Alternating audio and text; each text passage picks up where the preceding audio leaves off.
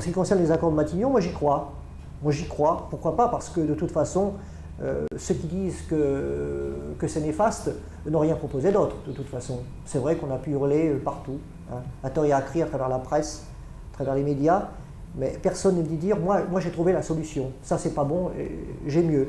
Voilà. Alors, donc c'est peut-être pour ça que si les accords de Matignon n'ont pas été compris il y a un an, ils ont été mieux compris maintenant parce qu'à partir du moment où ils ont été refusés par le premier référendum, ils ont été acceptés avec les nouvelles élections dans la mesure où un an s'est écoulé. Et qu'en un an, il faut quand même reconnaître qu'une certaine paix est revenue en Nouvelle-Calédonie.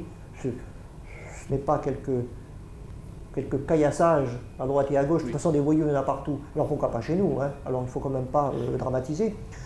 Mais ce qui est important aujourd'hui, c'est que tout le monde joue le jeu du développement économique, de l'équilibrage et en conséquence le jeu de la paix. Et à partir de là, c'est tout un processus de changement de mentalité qui est en route et je suis très optimiste aujourd'hui sur ce processus. Je suis très partagé. Je crois que je ne dirais pas que j'ai une confiance folle dans les accords de Matignon, mais je dirais que tout ce qui peut être mis en place, être imaginé, être construit, n'a de sens que dans la mesure où les Kanaks seront acteurs dans l'élaboration, voudront s'y investir, s'y engager, dans la mesure où tous ces projets auront du sens par rapport à une nécessaire interpellation de la culture et de la coutume. Peut-être plus que jamais, moi je dirais que tout ce qui se fait, tout ce qui se met en place au niveau de la Calédonie, leur appartient, il faut qu'ils s'y investissent. C'est, je crois, la condition essentielle du succès de cette période un peu de transition de 10 ans. Pour nous, le peuple kanak, les accords Matignon a été lourd de pertes physiques. Et nous le ressentons plus particulièrement de façon négative, les accords Matignon. Les accords Matignon résultent d'une action qui a été entreprise par le peuple kanak le 4 mai 88 et où il y a eu, comme tout le monde le sait, 19 morts dans la grotte de Gossana. Ensuite, il y a eu les accords de Matignon qui fut l'intermédiaire plus ou moins dramatique, mais combien nécessaire. Si Tjibaou l'a fait, nous le remercions et prions pour sa mémoire aujourd'hui. Il y a eu, par la suite, il a payé de sa vie ces accords de Matignon. Et nous savons aujourd'hui que s'il a payé de sa vie, il le savait, lui, de son côté aussi, qu'un jour, il allait tomber pour la cause de son peuple. Nous ne sommes pas encore à la date de dresser un bilan de ces accords de Matignon. Nous ne faisons que dresser un bilan de façon quotidienne.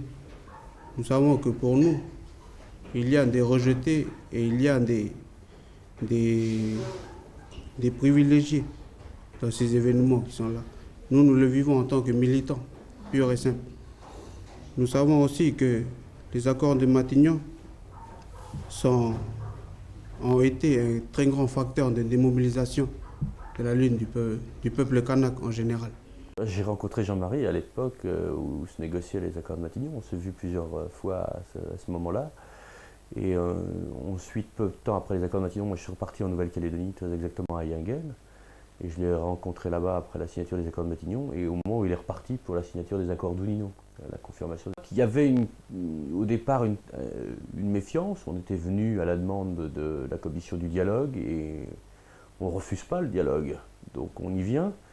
Et qu'ensuite il y a eu une grande joie. On savait très bien que les accords de Matignon ne correspondaient pas à la revendication du FLNKS, ce n'était pas le plan du FLNKS, mais enfin quelque chose pouvait se passer. Et je crois qu'il y a eu une très très grande joie chez Jean-Marie de pouvoir enfin rencontrer des interlocuteurs et avoir une discussion avec Jacques Lafleur et des concessions mutuelles.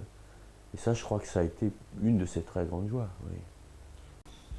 Depuis 467 jours, Il faut dire que ces accords ont progressé, ont été de plus en plus compris par la population, mais que les mentalités n'ont pas changé. Je ne méconnais pas les accords de Matignon, leur intérêt. J'ai appelé très clairement à voter pour. J'ai combattu politiquement ceux qui voulaient l'abstention ou qui ont appelé à voter contre. Je parle dans ma famille politique et je ne le regrette pas, car je ne pouvais pas prévoir à l'époque que 2 hommes allaient mourir et que 2 hommes de la taille de Jean-Marie Tjibaou et de Yewene, dans une population au total de 170 000 habitants, ont une autre importance qu'un homme politique en France, quelle que soit sa dimension et sa stature. Il y a des jeunes qui sont restés sur les barrages jusqu'au 5 mai cette année, depuis les événements, quoi. Ils sont restés sur les barrages à la tribu de Gossana. Il y a d'autres jeunes qui, eux, sont entrés dans le processus des accords de Matignon, quoi. Et ça a provoqué des heurts entre les jeunes qui étaient pour les accords de Matignon et qui étaient complètement prenants, et puis les jeunes qui étaient restés sous les barrages, quoi. Et c'était assez douloureux, c'était très très douloureux, parce que c'était des gens de la même famille, souvent du même clan, souvent des gens qui chez nous c'est petit. Les accords de Matignon ont été payés du sang des gens d'Ouvéa. Et c'est quand même dramatique que pour arriver enfin à accepter le dialogue, des Européens et l'État français soient obligés de passer par autant de meurtres. Le traumatisme d'Ouvéa, cette vingtaine de jeunes qui sont morts dans des conditions, pour beaucoup d'entre eux, assassinés par l'armée française, de sang-froid, une balle dans la tête, alors qu'ils n'avaient pas touché un cheveu aux otages dans la grotte. Histoire tragique dans une petite île, les exactions de l'armée française, la torture, les interrogatoires, qui a beaucoup pesé sur la conscience de cette île d'Ouvéa et dans l'ensemble de la communauté kanak. Ils ont senti qu'ils ne pouvaient pas aller plus loin. Aller plus loin, ça signifiait mourir encore. Du sang, toujours de la souffrance. Et moi, j'ai vu à cette époque-là Tjibaou qui ne pouvait plus supporter personnellement cette souffrance, qui ne pouvait plus. Donc, le rapport de force était celui-ci. Ils sont venus à Matignon, ils ont pris ce qu'on leur a donné, ce qu'ils pouvaient avoir en fonction de ce rapport de force. Ils ne pouvaient pas avoir l'indépendance là-dessus. Ils ne pouvaient avoir que des avantages, un rééquilibrage, etc. Ils ont signé, avec la promesse dans 10 ans d'un référendum d'autodétermination et un changement du corps électoral qui peut leur permettre d'avoir un espoir quant à un vote majoritaire pour l'indépendance. Un espoir, c'est pas fait, loin de là. Je crois que nous sommes arrivés à une phase de notre histoire où nous avons dit halte, halte à la haine, halte au racisme. Nous voulons notre liberté. Nous allons saisir cette opportunité. Peut-être que les gens sont un peu fatigués, ça. On est un peu sous le coup de la perte de leader. Et peut-être après une période de trouble comme ça s'est déjà vu dans l'histoire de ce pays. Les gens se laissent un peu aller, attendent que ça vienne un peu. Et en fait, il faut des gens qui puissent tirer le mouvement, qui fassent des propositions pour que les gens se regroupent de nouveau, se remobilisent. Bon, je pense que c'est un cap à passer et j'espère que ça ne va pas durer trop longtemps parce qu'on perd du temps en ne faisant rien. Enfin, les accords Matignon ont servi à calmer un peu les événements et aussi je pense, à nous endormir encore. C'est un chemin peut-être de facilité immédiate parce qu'on peut actuellement décompresser. Depuis 84, novembre 84, c'était une période de lutte très dure, très tendue, donc la fatigue, l'usure était là. C'est sûr qu'actuellement, il n'y a pas de réconciliation, contrairement à ce que dit M. Rocard. Il n'y a pas de réconciliation, mais il y a une cohabitation qui est relativement sereine. Donc, elle permet de décompresser, elle permet d'être plus à l'aise, et de vivre normalement. Ça, c'est bien. Il y a également des fonds qui sont répartis autrement. C'est pas mal, mais ça a aussi ses aspects pervers. Il y a un retour des Kanaks au pouvoir. Ils n'ont pas retrouvé une majorité sur l'ensemble du territoire, mais grâce à la provincialisation, ils ont retrouvé un réel pouvoir politique. Il n'est pas complet, il n'est pas total, mais ça aussi, c'est bon, c'est important. Maintenant, tout est de savoir qu'est-ce qu'ils vont faire de cet argent, qu'est-ce qu'ils vont faire de ce pouvoir. C'est à eux de le décider. Je pense que le gouvernement a une politique un petit pas comme ça. Il y a des choses qui arrivent tout doucement, tout doucement. Le problème qui se pose, c'est pour les gens qui ne suivent pas au jour le jour tout ça, donc ils sont sur le terrain, ne se rendent pas compte de l'application donc effective sur le terrain de l'après-Matignon, et donc les gens attendent des grandes choses qui arrivent beaucoup plus vite qu'actuellement. Donc pour nous, les accords de Matignon, ce sont là un outil qui nous permet d'accéder à notre dignité. Mais cela ne veut pas dire parce qu'il y a les accords de Matignon, nous allons atteindre l'indépendance. Les accords de Matignon, ça ne veut pas dire que nous avons renoncé à nos convictions politiques. Nous, l'objectif, nous avons signé pour l'indépendance, la Fleur a signé pour rester français, le gouvernement français a signé pour maintenir la présence française dans le Pacifique et sauvegarder les intérêts de la France dans le Pacifique. Nous avons signé pour l'indépendance. Les accords de Matignon ont établi un statu quo. Mais ce n'est qu'un statu quo. Tant que le système caldoche refuse de partager, refuse de réduire ses privilèges, il ne peut pas y avoir réellement amélioration de la situation du peuple kanak. Le colon reste toujours enfermé dans ses barrières avec ses 10 fusils, reste toujours avec ses chiens qui tournent autour de la maison. Pour lui, le kanak reste le kanak qu'on doit toujours enfermer dans la réserve. Ce ne sont pas les caldoches du terrain qui ont décidé des accords de Matignon, ce sont les politiques de Nouméa, ça veut dire les commerçants, ça veut dire les gens qui ont des entreprises et qui veulent sauver les intérêts de leurs entreprises. Puisque tout bouleversement politique en Nouvelle-Calédonie tend à réduire leurs bénéfices. Ce sont ces gens-là qui ont décidé des accords de Matignon, mais le caldoche de la base reste toujours le caldoche de la base. Son intérêt à lui, c'est que ses privilèges ne soient pas réduits, parce que lui, il n'a rien à partager avec les Kanaks, puisqu'il veut tout garder. Il veut garder la terre, il veut garder les subventions, il veut tout garder. Lui, il n'est pas prêt à partager. Les accords de Matignon ont peut-être amené la paix, la tranquillité pour un certain nombre de personnes, mais au point de vue des mentalités, je ne pense pas que les gens de la droite, surtout, aient accepté déjà l'indépendance kanak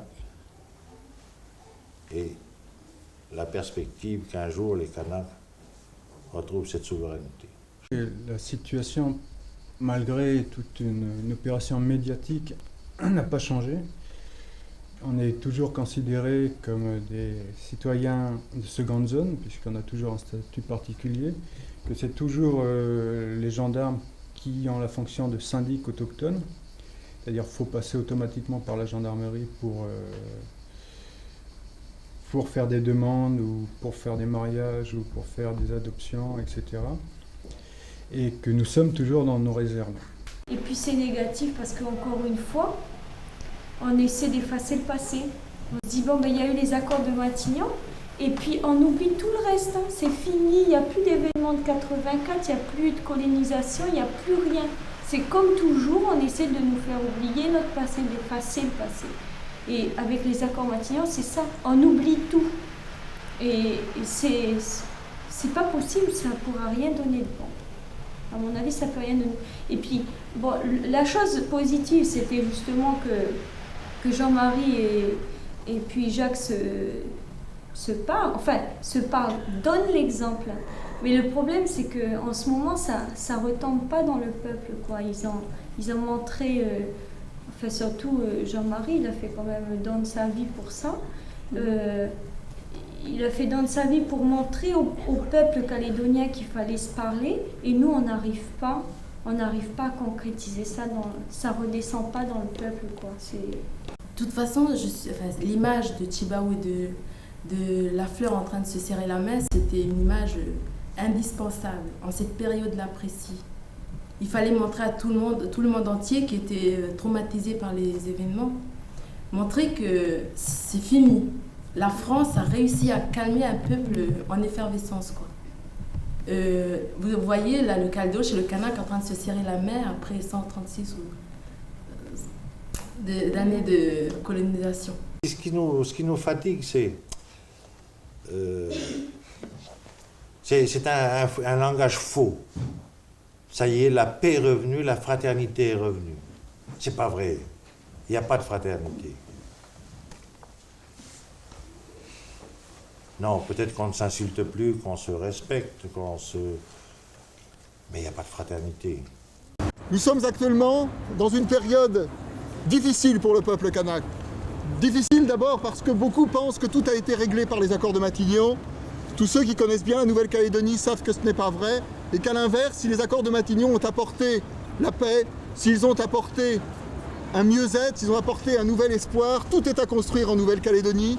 Et les cadres du FLNKS aujourd'hui ont énormément de difficultés à mettre en œuvre concrètement ces accords et à faire en sorte que toute la population, et en particulier la population kanak, bénéficie des programmes de formation, des programmes de développement, bénéficie au niveau même de leur vie quotidienne d'amélioration dans leurs conditions matérielles d'existence. Il y a eu effectivement le cas des accords de Matignon qui a ramené la paix, mais nous attendons nous toujours la répartition des richesses, nous attendons toujours le rééquilibrage qui figure dans les termes qui sont régulièrement utilisés. Et ça, il n'y a pas de rééquilibrage aujourd'hui, il y a un enrichissement du riche et je dirais presque un appauvrissement du pauvre parce que le pauvre n'a pas encore réussi, nous n'avons pas encore réussi, nous, à franchir la barre de l'équipement moyen. Tu sais très bien qu'on continuera à expédier 100 millions en Nouvelle-Calédonie, qu'avant on en envoyait 10, qu'il y en avait 8 qui passaient dans la poche du privé, qu'il y en avait 2 qui passaient dans la poche des Kanaks. Maintenant on en envoie 100, il y en a 80 qui passent dans la poche du privé et 20 qui passent dans la poche des Kanaks. Alors évidemment les Kanaks ont un peu plus de miettes, mais aujourd'hui il va voir la situation à Nouméa. Jamais elle n'a été aussi florissante, même et y compris au temps du boom du nickel. Jamais le marché immobilier n'a autant pris d'ampleur de manière aussi artificielle qu'en Nouvelle-Calédonie aujourd'hui. Jamais les projets ont été aussi importants, y compris du côté européen. C'est pas pour rien si aujourd'hui Lafleur vient de lancer ses premières sociétés d'économie mixte en matière de développement touristique et de formation. C'est qu'il s'en sent les moyens non seulement politiques et économiques. Il vit toujours dans son cocon économique. Aucune remise en cause n'a été faite sur ce point-là.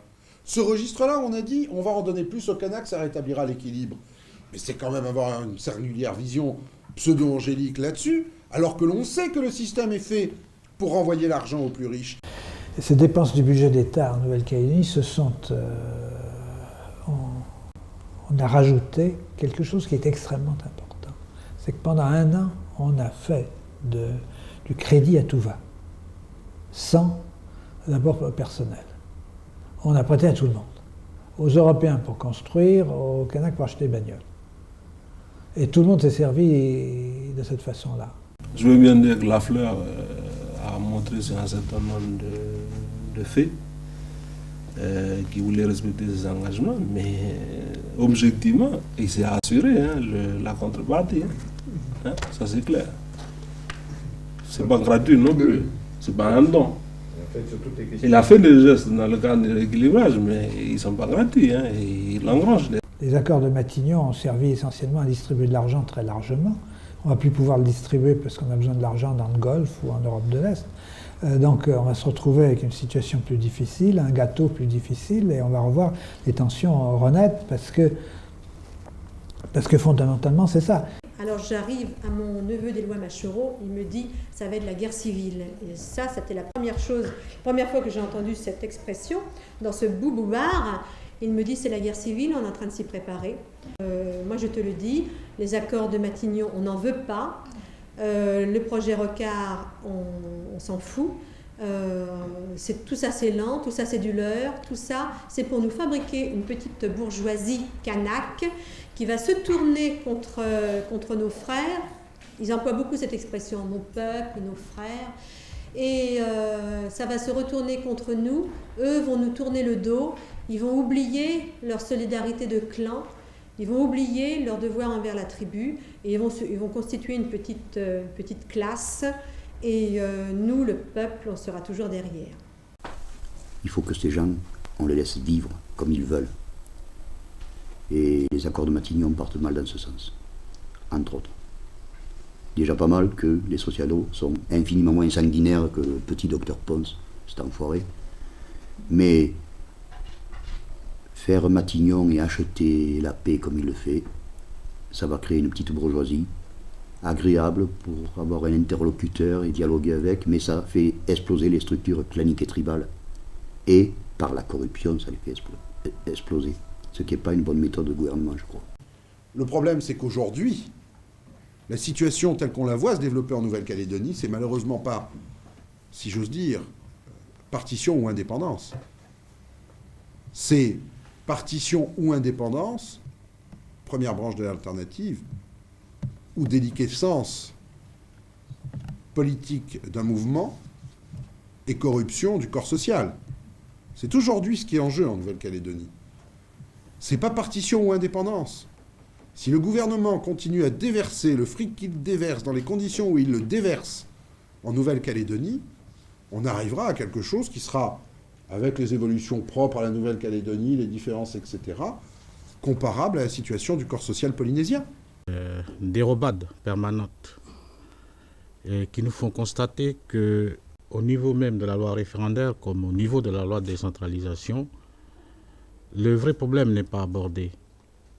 Celui de la décentralisation sur les deux tutelles administratives et financières, mais aussi sur la dérobade suivante qui consiste à se reporter en permanence vers la loi référendaire.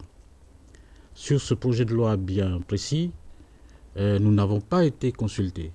Enfin, je dis ça parce que nous avons été consultés pour la promotion de Besançon, vous savez, c'est les 25 stagiaires, parce qu'il fallait un peu de pub pour le gouvernement français qui mettait en place les accords de Matignon. Ça faisait bien, vous savez, parler de ça dans les médias et autres. Et puis après, le gouvernement, il s'est arrangé, il a fait sa sauce à lui tout seul. Nous avons été mis devant le fait accompli lorsque on nous faisait part des listes de gens qui allaient faire des stages de 2 ans, 3 ans. Il est prévu dans un article du référendum la formation en 10 ans de 400 cadres, principalement mélanésiens. Est-ce qu'on n'est pas en train de créer une classe, une nomenclatura de bourgeois mélanésiens? On l'a reçu dans la figure, cette question, dès le début, alors sous des formes très agressives de la part du FULC ou sur des formes beaucoup plus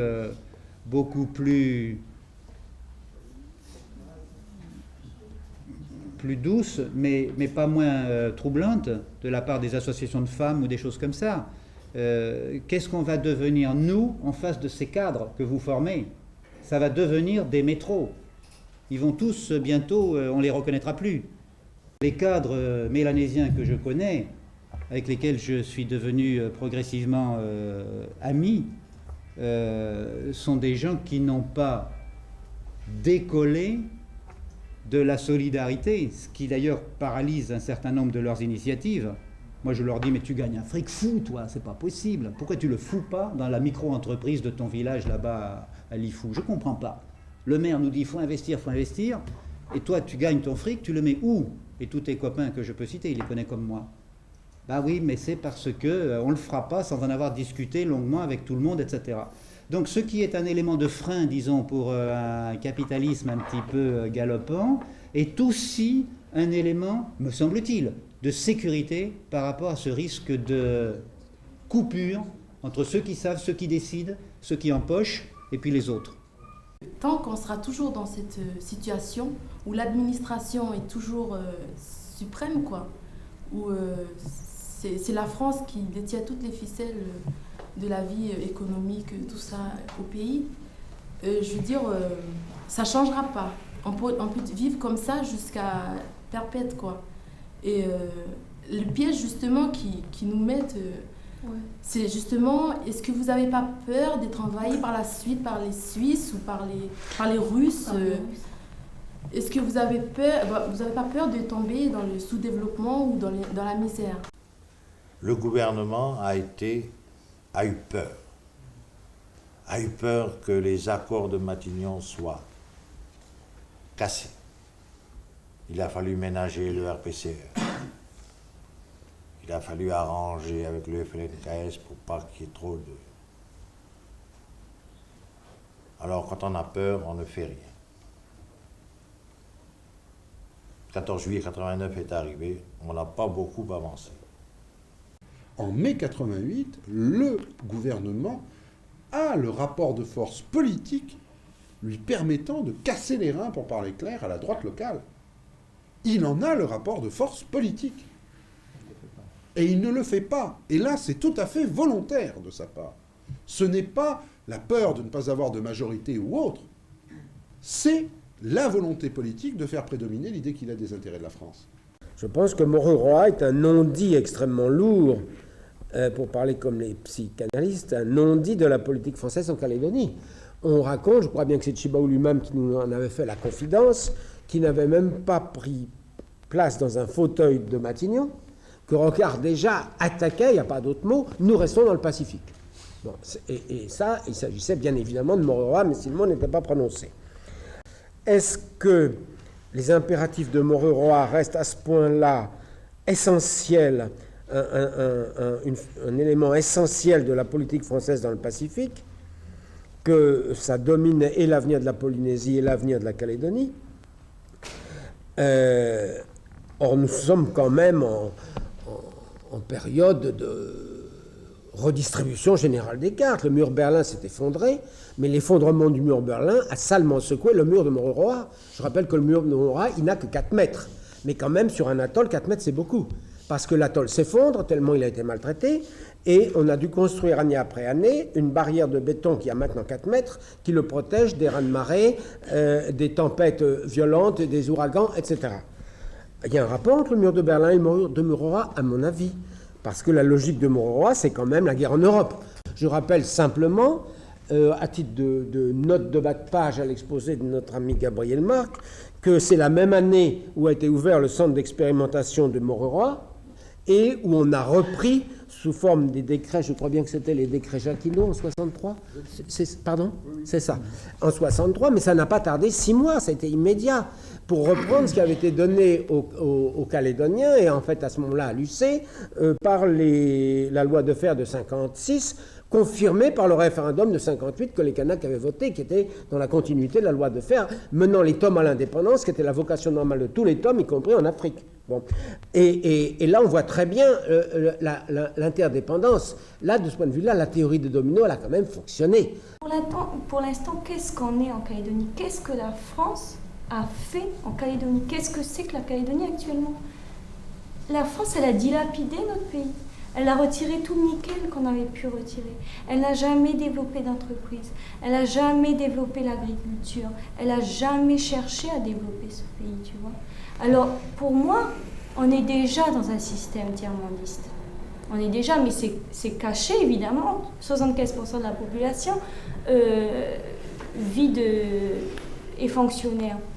Mais cette situation, même si on restait, même si on n'était pas, même s'il n'y avait pas de question d'indépendance, elle ne pourrait pas rester comme ça. C'est pas possible, quoi.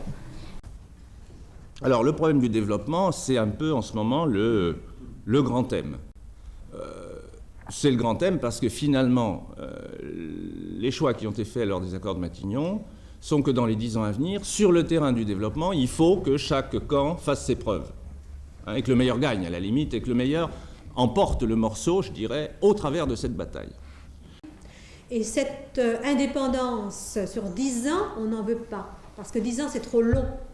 Ou c'est trop court? C'est trop court parce qu'on vient de tellement loin. Il me disait, mais regarde, on n'a pas d'eau, on est en train de construire des citernes, mais depuis quelques mois seulement, on a obtenu cette citerne contre la levée des barrages. C'est du donnant-donnant avec le gouvernement français.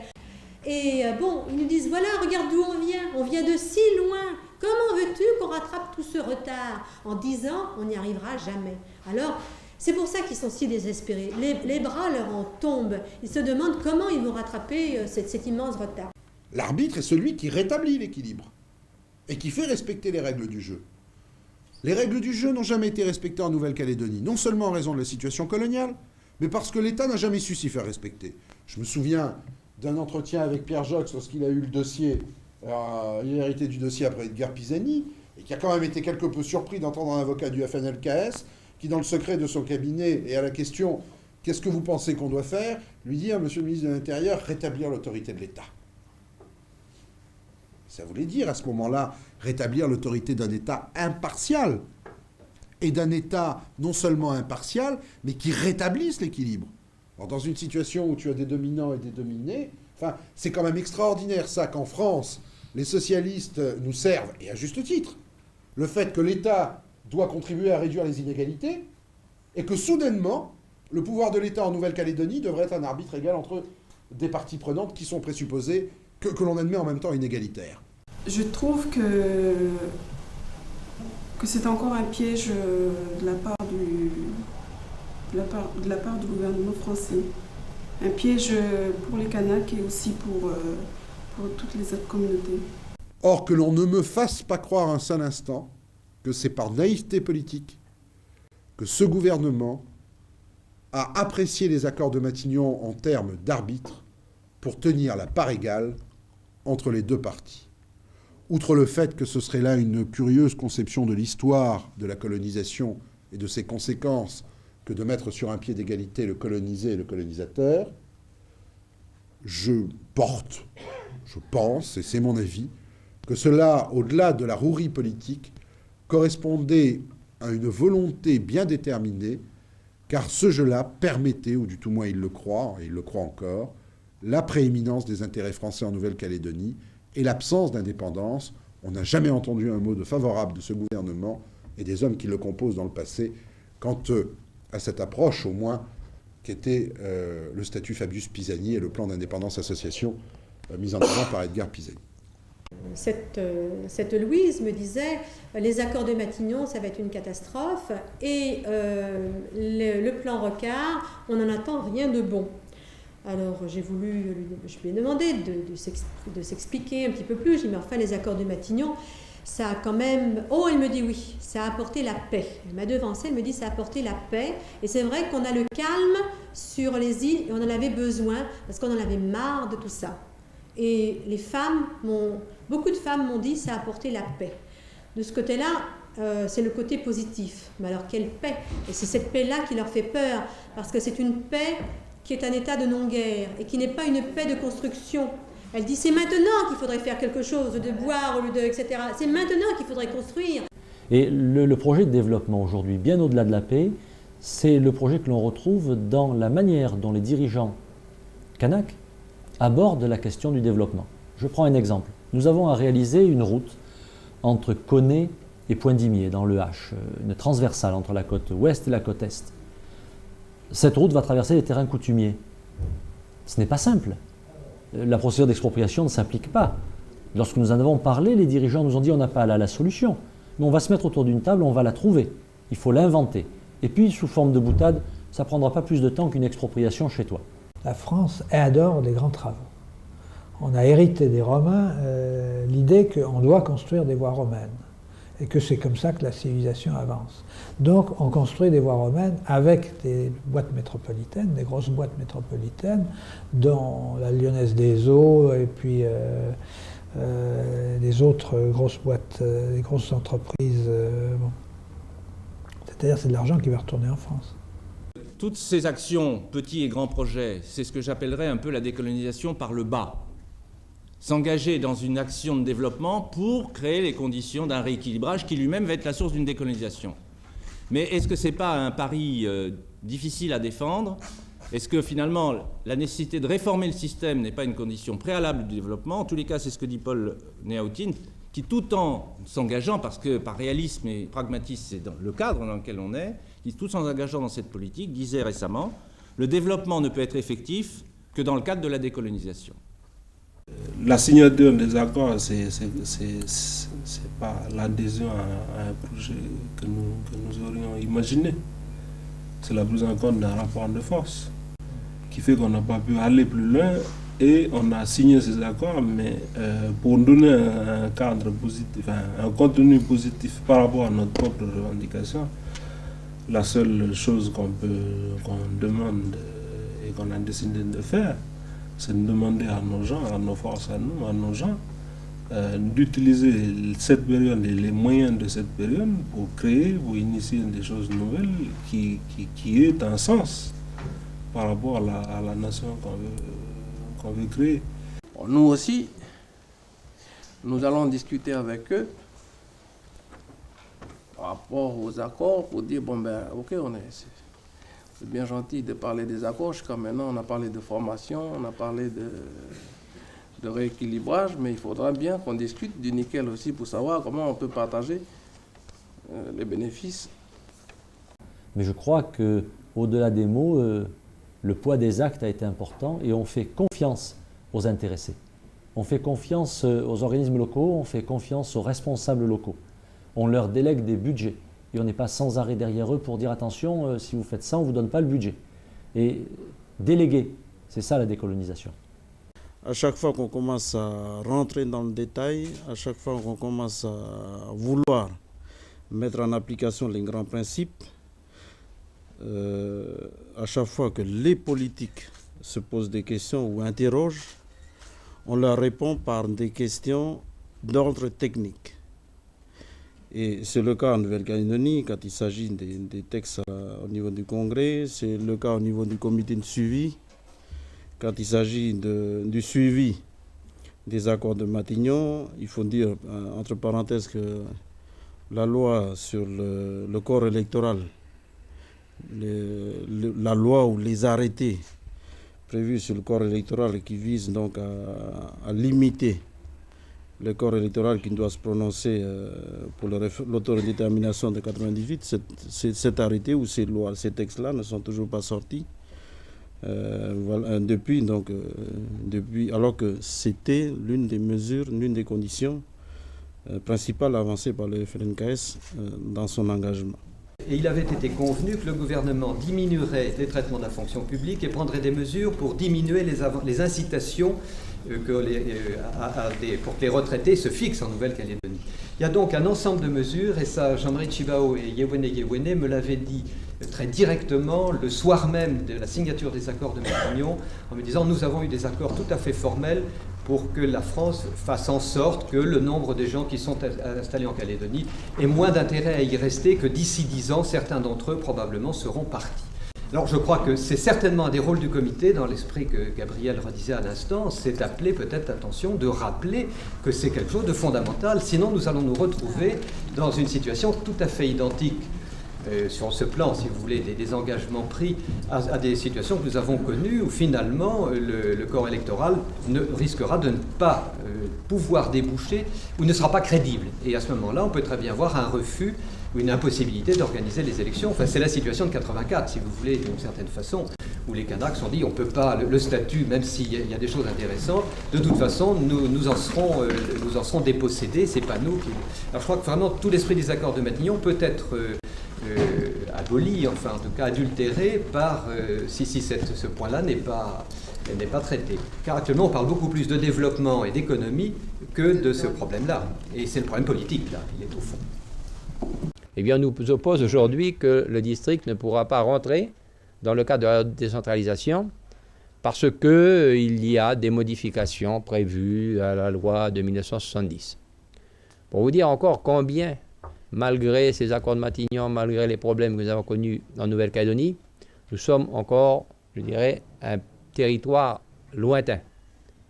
Effectivement, avec ses spécificités, avec peut-être une population que l'on croit souvent en retard d'évolution ou pas suffisamment avancé, sur lequel on a tendance à vouloir exercer un paternalisme outrancier. Le premier problème, c'est la reconnaissance de ce peuple, et à travers cette reconnaissance-là, c'est le problème des terres. Il faut faire quelque chose pour les terres. Enfin, moi, je suis bien passée pour en parler, je suis fille de colon, mon père a une propriété, il est propriétaire terrien et tout, il fait de l'élevage, et je sais que ça sera un drame dans 10 ans encore pour nous tous, parce qu'on n'essaie pas de résoudre ce problème. Nous, quand on a récupéré la terre, on a d'abord pensé à l'homme. On n'a pas pensé à la mise en valeur. Enfin, on n'a pas cette notion quand on avait revendiqué les terres. Et bien moi, j'aimerais par exemple que mon père un jour, ou mon frère, puisque c'est lui qui va reprendre la propriété de mon père, et bien qu'il aille dans la tribu proche, puisque notre propriété est revendiquée, qu'il aille là-bas devant les clans, et puis qu'il leur dit, voilà, c'est revendiqué, et puis ma propriété est revendiquée, comment on peut s'arranger, comment vous voyez ma place, qu'est-ce que vous attendez de moi, voilà, mais je crois que ça c'est fondamental, on est obligé de passer par là, il faut que ça se fasse. Et puis, mais ça c'est sûr que la France, elle tient pas trop à ce que ça se fasse, non. Mais enfin, ces terres, on les a jamais achetées. Les Français qui sont arrivés là, ils ont reçu gratuitement du gouvernement français, à qui ça coûtait pas cher, les terres des Kanaks, et puis c'est tout. C'est la situation coloniale totale. C'est même pas la Mitidja qui était un marais non cultivé. Là, ils en vivaient. Bon, on les refoulait plus haut, là où c'est moins fertile, parce qu'en bas, ça plaisait, bon, et on donnait. Mais il y a 5 ou 6 ans, ou il y a 3 ans, on donnait encore des terres. On continue à donner les terres que l'agence foncière avait collectées pour les renvois Kanaks. On continue à les donner à de jeunes métropolitains qui arrivent là-bas. Voilà, vous voulez des terres, voilà, tant d'hectares, pas de problème. On est en pleine colonie. Et vous avez une métropole qui s'appelle Nouméa, qui ne travaille pas, qui ne produit rien, qui fait du commerce, qui a le monopole des importations, car tout s'importe, et qui le revend aux Kanaks. On est en pleine exploitation. Ça me rappelle un peu la Corse. Les accords de Matignon, est-ce que réellement c'est le problème calédonien que l'on veut faire évoluer, avancer d'une manière intelligente, quand on sait que, quand on suppose que c'est uniquement dans un but de politique interne à la métropole. Le problème c'est qu'on utilise des gens, notamment les Kanaks. La Calédonie n'a jamais été vue en France que comme l'expression d'un jeu politique intérieur français, au pire, et au mieux, du jeu politique extérieur et gaulien de la France au regard de sa situation dans le monde. En fait, Jean-Marie Djibaou a essayé de tenir le plus longtemps possible parce qu'un petit éclat, je ne pensais pas que ce serait un gros éclat, vraiment je ne veux pas jeter la pierre sur Jean-Marie, un petit éclat affaiblirait le pouvoir de droite, un petit éclat, et aiderait la gauche française avec laquelle il allait traiter à venir au pouvoir. Et à Gossana, on m'a dit, nous sommes les victimes de la politique intérieure française. Et c'est comme ça qu'ils se vivent, c'est comme ça qu'ils se vivent tous les jours. Et on est abandonnés, et on nous laisse tomber, et nos veuves sont là toutes seules, et on a 30 enfants, etc. Et ça, c'est ça leur réalité politique quotidienne. Certes, décolonisons, mais d'abord avec la mission civilisatrice de la France, et toujours dans le cadre des intérêts français. C'est au fond cette phrase de Léopold Sédar Senghor qui disait « La France est un pays merveilleux ». Il veut le pain pour tout le monde, la justice pour tout le monde, la culture pour tout le monde, la liberté pour tout le monde, à la condition que ce pain, cette justice, cette culture et cette liberté soient françaises. Aujourd'hui, ce n'est pas la question posée. Mais par contre, ce qui est important, c'est que ça prépare à ce que s'il y a indépendance, elle se passe dans de bonnes conditions. D'abord parce que les leaders auront assumé des responsabilités, se seront formés.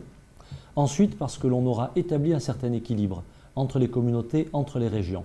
Or, il ne peut y avoir, qu'il y ait indépendance ou pas, de maintien de la vie en Nouvelle-Calédonie que si on réussit cet équilibre. Donc nous préparons aujourd'hui les conditions d'un choix. Mais ce n'est pas à nous de prendre parti sur ce choix. Or, la décolonisation ne peut pas être arbitrée par le colonisateur, il doit être mis en œuvre par le colonisateur. Parce que c'est fou le nombre de choses injustes qu'on a fait au nom des États-nations. C'est-à-dire au nom du maintien de la puissance d'un gouvernement, d'un pouvoir. Bon, ça a été vrai autrefois quand c'était les rois de France, bon, ils agrandissaient le domaine pour leur puissance. Mais la République a allègrement pris la suite des rois de France. Et l'État-nation est une mystique en soi. Et on vient vous parler, on voit. Et au nom de la grandeur française, ou de la puissance française, ou des droits de la France, ou des intérêts de la France, on continuera à écraser des petits peuples.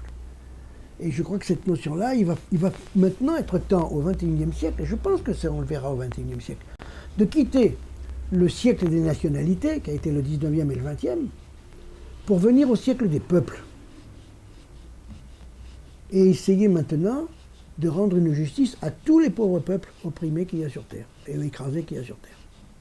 Nous sommes dans un système qui réduit en bouillie la majorité des peuples au profit de quelques-uns. Il va falloir changer ce système, on ne peut pas continuer comme ça. Bon, qu'est-ce qu'on fait, nous, en tant que Calédoniens, en oubliant un peu la France? Qu'est-ce qu'on fait? On est à une situation, là, dans 10 ans, ils sont en train de nous promettre je ne sais pas quoi. Qu'est-ce qu'on fait? Ce sont ces jeunes-là qui sont les victimes, des victimes de la colonisation aujourd'hui. Puisqu'il existe encore une situation de colonisation en Nouvelle-Calédonie. Et c'est eux qui sont les victimes aujourd'hui du fait qu'ils ne trouvent pas où tout est fait pour qu'ils ne se situent pas dans la société moderne. Puisque cette société moderne, telle qu'elle est vécue en Nouvelle-Calédonie, est chasse-gardée. Est chasse-gardée justement par les colons, par la population dominante du territoire. Donc du fait qu'ils sont victimes, c'est eux, ce sont ces jeunes-là qui réagissent. Les Calédoniens sont en train de s'interroger ou de se réinterroger sur leur rapport aux Mélanésiens et éventuellement de se réinterroger sur leur avenir. Si on précipite peut-être les choses, on retrouverait des crispations et peut-être qu'il faut profiter de cette période pour voir s'il peut pas y avoir une recomposition de la définition des identités et donc une façon de repenser l'avenir. Nous te saluons aujourd'hui avec émotion et amitié. Nous nous souvenons de ta joie à mener la lutte, de ta générosité militante, de ta volonté de convaincre qu'il n'y aura pas de décolonisation sans justice, sans partage, sans ouverture de sentiers fraternels entre les communautés du Caillou, entre le peuple kanak et le peuple français. Si je reprendrai une phrase de Jean-Marie Tjibaou, le samedi avant sa mort, nous étions en comité directeur à Point-Dimier, et dans ses propos, il disait ceci: nous, il faut présenter une indépendance viable. Il nous faut convaincre. Et le convaincre s'adressait ici au convaincre les non-Kanaks. Pour qu'en 1998, ils soient convaincus que l'indépendance kanak est la solution pour ce pays. Et le peuple kanak nous a donné toutes ces dernières années l'exemple du courage, de la dignité, de la fermeté. Je n'oublie pas ces années, ces moments de douleur, ces moments de deuil. Je n'oublie aucun de ces leaders que le peuple kanak s'était donné, qu'il soit d'une communauté ou de l'autre. Je n'oublie pas Pierre Declercq, je n'oublie pas Éloi Machoro, je n'oublie pas Marcel Nanoro, je n'oublie pas tous ceux d'Ouvéa. Je n'oublie pas, et je pense que ce souvenir est si proche et si poignant. Yéyé, Yéwéné, Jean-Marie Tjibaou, ces amis que nous avions constamment en face de nous, qui nous disaient: mais faites en sorte que le peuple français soit fidèle à lui-même. Faites en sorte que ils répondent à notre appel. Notre identité est devant nous, disait Jean-Marie Tjibaou. L'ancien président du FLNKS voulait conduire son peuple vers une indépendance viable, vers une indépendance digne. Pour nous, nous avons dit l'indépendance. Peut-être un grand mot, indépendance, où tout de suite, beaucoup de personnes traduisent comme un rejet. La France, elle est fière d'avoir son indépendance. Elle est fière, elle fait la fierté de tous les Français, le peuple de France. Nous aussi, nous voulons un jour accéder à notre indépendance. Nous avons fait beaucoup de propositions dans le passé. Nous avons parlé des victimes de l'histoire. Je voudrais faire ce rappel parce que il y a Jean-Pierre qui est là, il y a beaucoup d'autres qui sont là-haut. Des gens qui nous suivent dans le combat que nous menons. Le combat de dignité, ce n'est pas une exclusion. C'est la conquête de son honneur. Voir l'indépendance, il y a un problème dans le fait d'être blanc et indépendantiste. Le fait d'être blanc et indépendantiste, c'est presque l'indépendance des autres. Alors, ça pose un problème quand on est du pays. Et en même temps, soit dans l'indépendance, c'est le désir de voir la revendication kanak accéder, donc qui retrouvent leur identité, et leur liberté, et leur terre, etc. En même temps, pour moi, une Calédonie libre, donc une Kanaki, c'est quelle place pour chacun, et je ne sais pas quelle est la mienne, et celle qu'ils me laisseront.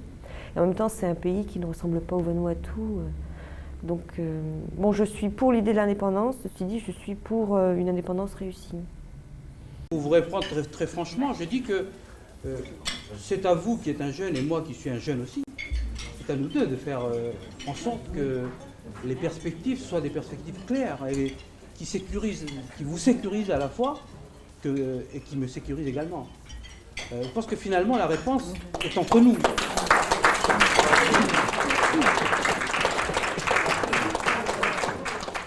Rocard a souhaité, bien entendu, le choix du maintien dans la République. Et en fait, je crois me souvenir aussi que c'était dans la lettre à tous les Français du candidat Mitterrand. Donc il y a fondamentalement, on est habité par le sentiment que, bien sûr, tout est prévu pour que l'indépendance puisse être un choix libre, mais qu'au fond, on n'y tient pas tellement. Quand Jean-Marie dit qu'ils veulent oppose parfois souveraineté et indépendance, c'est parce que ce qu'ils ne souhaitaient pas, enfin c'est comme ça que j'ai compris, c'était une indépendance effectivement octroyée par la France, mais sans qu'on ait les moyens de l'indépendance. Ce qu'on veut, c'est les conditions d'une réelle souveraineté. On fait des choses maintenant parce qu'on va rentrer dans l'indépendance. La forme, c'est l'indépendance. Cette forme-là, elle n'arrivera pas par le fait des accords de Matignon. Non. Il faudra l'acquérir. Et c'est là où il peut y avoir une déception.